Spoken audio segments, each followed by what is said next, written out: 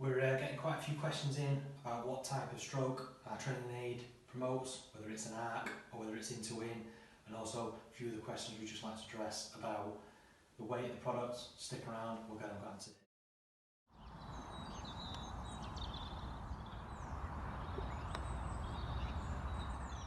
Okay, so weight of the product. We can see that it's really light. You can see from one of my other videos how easily it dismantles. Takes roughly around a minute, set it up, take it apart. Hope that's cleared up a few things about it being too bulky, possibly. Okay, we want it light because we want to know if we're putting too much pressure on the product. So if that pressure wasn't there, we don't want our putter going offline. Okay, we imagine that it was fixed into the floor and I'm pressing against it.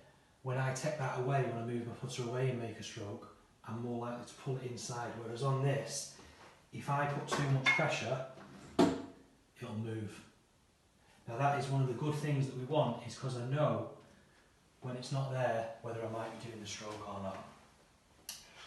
With regards to what type of stroke it promotes, probably the most questions we've had, to be honest, both off professionals and off amateurs. Okay, I can understand why, looking at it, we've got two straight rails. Few people are automatically assuming that that makes a straight back and straight through path. But the important thing to remember is that it's on an angle to each other. So at the moment, this is built on the angle of my putter shaft, which is 70 degrees. So most putters are made on 70 degrees. A couple of people have asked me to make an adjustable one, so they're doing custom fitting putters, and we can do that. If you get in touch with us, we'll just have to do it. We'll just make this top one movable so that you can move it up and down on each side.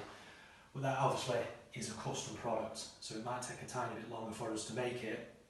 But we do make these as we go along, so we can do that if you get in touch with us. Okay. So I've just got standard putter, 70 degrees, and what I've done is I've put spirit level, so straight line. We can't get really a straighter edge than a spirit level. And it's just off the toe of my putter. And what you'll be able to see is, because these are on an angle to each other, so they're on a 70 degree angle, as I go backwards, my putter head and my sweet spot move inwards on that angle. As it goes through, you probably see it more on the camera now, you can see that it also moves inwards, it moves away from that spirit level. Another way to think of it, what we always used to talk about when I was teaching it, was if we had a clock face. Okay, if that clock face was at 90 degrees to the floor, that minute hand would go straight back and straight through.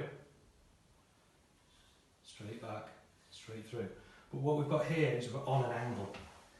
If this was a flat board, it would be the same. So as I'm on that angle, every time it's going up on the backswing, it's also moving inwards this way. If we imagine we were at 12 o'clock, the top of the club is obviously further away from this line where it was at the start. So that is promoting an arc or an in to in path. It is definitely not promoting straight back and straight through unless we had both bars on the same angle at 90 degrees to the floor. And one of the most important things with the product is that we know we're doing the arc because we've got two bars. If I had one bar, I wouldn't necessarily know if I was going on the correct arc. So if, for example, here, I'm stood to the other side, I'm on this bar, I can move back, and what part? I'm on this board, I'm on this rail the whole time, but I'm not necessarily on the correct plane. To work on plane and properly on path and arc, we need 2 points or a flat surface. That is what a plane is. 2 points. So, if I go back and I lift my hands up, I've come off the top rail. You can see my finger can go in between. If I go through and I was to pull it, I'm coming off the bottom rail.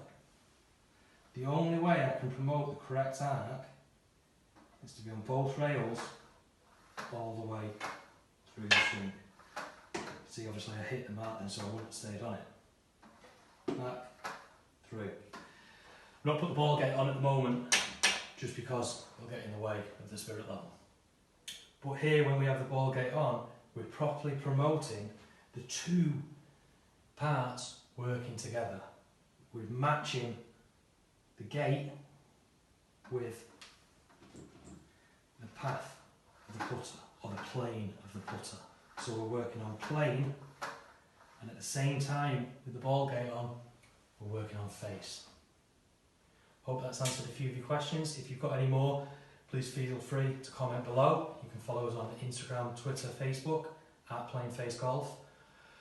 Video will also be going on YouTube, so you can subscribe to our YouTube channel on there.